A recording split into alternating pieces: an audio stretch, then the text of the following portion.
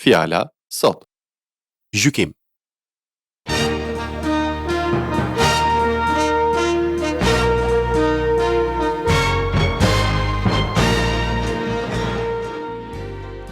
Përshëndetje dhe mirë se vini në këtë seri programesh nga pastorët Paul dhe Doug Schroeder nga shërbesa Fjala sot. Dhe fjala për sot është gjykim. Në shoqërinë tonë, shumica e njerëzve zbatojnë ligjin sepse kanë frikë nga ndëshkimi.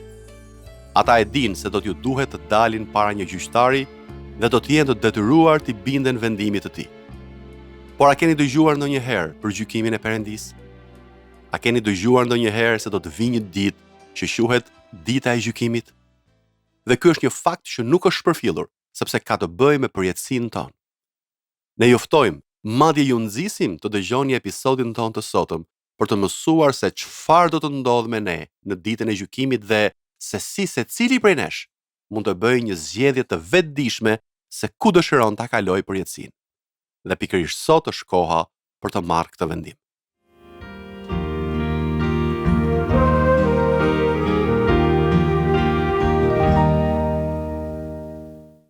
Kisha e Jezusit gjithmonë ka patur armiqtë e saj dhe her pas here, këta armiq të jashtëm, në kuptimin që gjenden jashtë kishës, sulmojnë mësimet e Krishtit apo mësimet e Biblës.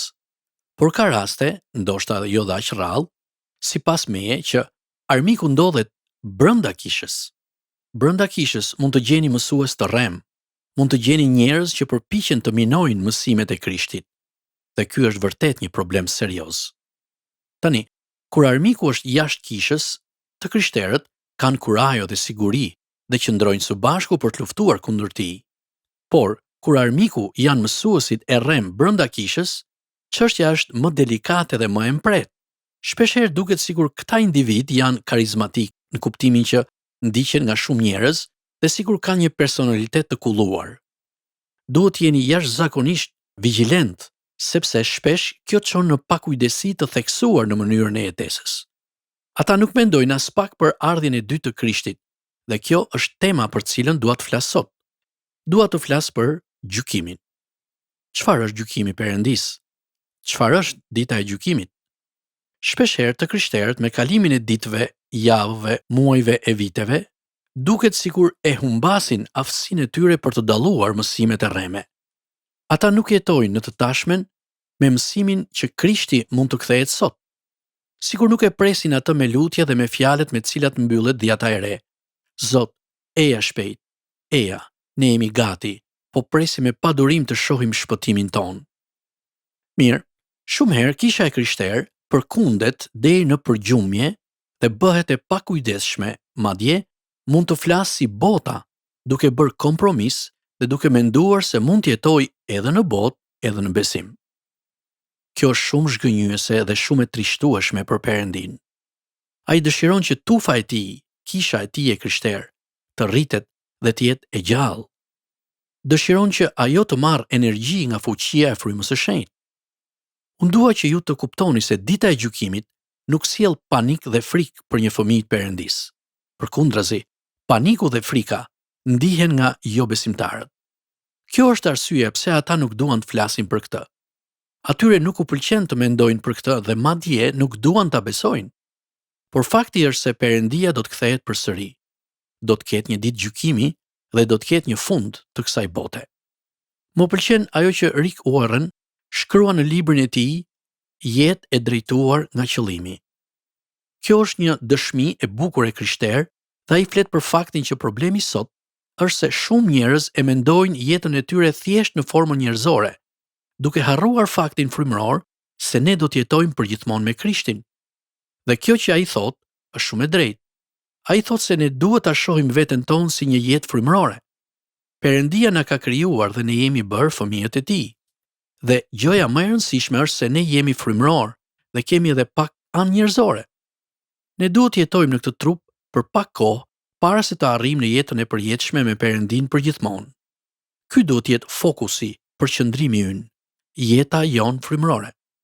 Dhe kjo nuk duhet të jetë e mbushur me panik dhe frikë, por plot me gëzim. Luka 21:28 thot: "Dhe kur këto të fillojnë të ndodhin, shikoni lart dhe ngrini kokat tuaja, sepse çlirimi juaj është afër. Ky është momenti një gëzimi i jashtëzakonshëm. Kjo është arsyeja pse ne lutemi: Eja shpejt, Zoti Jezus, eja. Le të flasim pak se si do të jetë ajo ditë. Tek letra e dytë e Pjetrit, kapitulli 3, vargu 7, flitet për zjarrin dhe gjykimin. Mund të lexoni gjithashtu edhe vargun 8. Mbajini në mendje atë që thuhet këtu se për Zotin një ditë është si 1000 vjet dhe anasjelltas. Është e rëndësishme të kujtojmë se koha e Perëndis është krejt e ndryshme nga koha jonë. Në fakt, mendoj se mund të themi se me Perëndin nuk ekziston koha. Nuk dua të më keq kuptoni këtu. Kjo është arsyeja pse po përdor termin përjetësi, që është një kohë pafund, pafundësit, le të themi. Unë besoj se një nga gjërat e vështira për ne krishterët këtu në tokë është të kuptojmë kohën e Perëndis në lidhje me ne, sepse ai na ka vendosur ne në kohë. Ai krijoi kohën tonë, krijoi planetet, diellin, hënën e me radhë. Ai e ndau kohën në ditë. Unë nuk besoj se ai ka shumë lidhje me ndarjen e ditës në 24 orë. Besoj se këtë e kanë bërë njerëzit, por projektimi i diellit dhe i hënës na jep një kohë shumë të qartë për ditën dhe natën, që sigurisht ndryshon dhe vazhdon edhe me ndryshimin e orës së me radhë. Pika kyçe ku dua të arrij është se, ndërsa Perëndia lidhet me ne këtu në kohë, koha e tij është gjithmonë e ndryshme nga koha jonë. Dhe do të doja ta theksoja këtë, sepse kjo është një e vërtet shumë e rëndësishme. Pas shumë dekadash në shërbes, unë kam zbuluar se është shumë e lehtë të zbulosh se cili është vullneti i Perëndis. Nëse keni lexuar fjalën e tij dhe e njihni mirë atë, atëherë do të dini se si ti kërkoni gjërat aty dhe të shihni se çfarë dëshiron Perëndia për jetën tuaj, se si ai dëshiron që ju të jetoni. Është shumë e thjeshtë. Ndonjëherë, ne mund të kemi pyetje të tilla si: kur do të lëvizim, apo nëse duhet ta lëm një punë e të fillojmë një tjetër. Kam kuptuar që kur gjëra të tilla krijojnë një problem, ne duhet të shkojmë tek Perëndia, të kërkojmë bekimin e tij, të kërkojmë vullnetin e tij dhe të lutemi të na drejtojë e të na ndihmojë të marrim vendimin e duhur. Por në shumicën e rasteve, ne e dimë vullnetin e Perëndis. Le t'i kthehemi edhe një herë faktit që në shumicën e rasteve ne nuk e dimë kohën e Perëndis.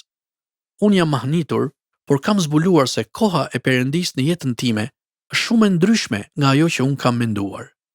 Ne kemi patur gjithmonë gjëra që kemi menduar se duhet të ndodhnin brenda një kohe të caktuar dhe më vonë kemi zbuluar se koha e Perëndis ka qenë e përsosur dhe se ai e ka ditur saktësisht se kur duhet të ndodhte diçka. Besoj që nëse ktheni kokën pas, po do të gjeni shumë momente të tilla në jetën tuaj. Ndaj, mbajini në mendje këtë kur i luteni Perëndis. Jini të duruar dhe prisni në Zotin, thot shkrimi, dhe kuptoni se ai është i duruar. Ai gjithashtu është i duruar kur flitet për ditën e gjykimit. Ai është duke pritur. Ai dëshiron që të shpëtohen edhe të tjerë. Ai dëshiron që ne ta përhapim këtë mesazh. Kjo është edhe arsyeja pse ne i transmetojmë këto programe në gjithë botën, që njerëzit të dëgjojnë për Krishtin dhe ta pranojnë atë si shpëtimtarin e tyre personal e të gjejnë shpëtimin në të. Dhe unë shpresoj që ju të kuptoni se ky është mesazhi për gjatë gjithë dhjatës së re. Në vargjet 15 dhe 16 të letrës së dytë të Pjetrit, kapitulli 3, shohim që Pjetri dhe Pali kanë të njëjtin mesazh. Ky është plani i çdo predikuesi, i çdo zëdhënësi të Krishtit.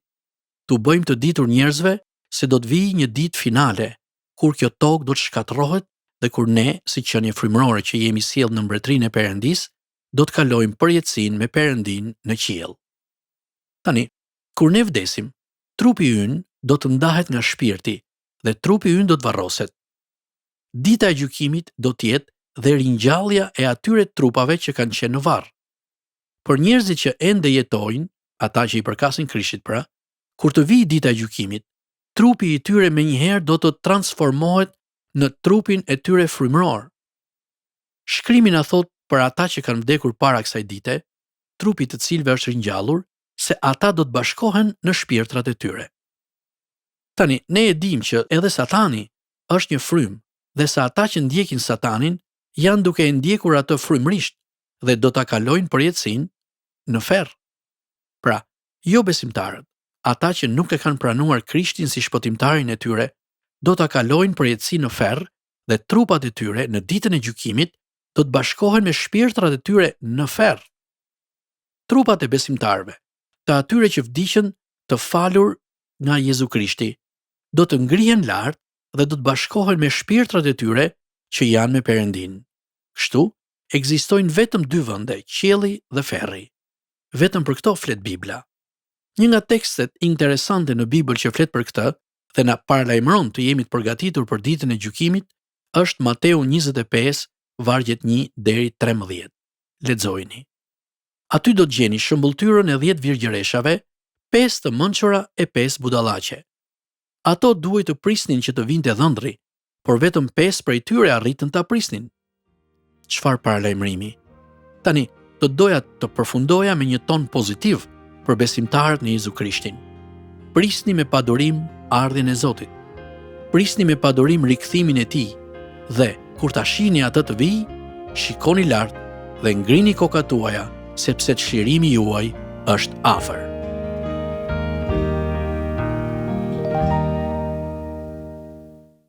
Shikoni lart dhe ngrini kokat tuaja, sepse çlirimi juaj është afër. Ne lutemi që këto fjalë t'ju bëjnë të mendoni seriozisht dhe më thellë për përjetësinë.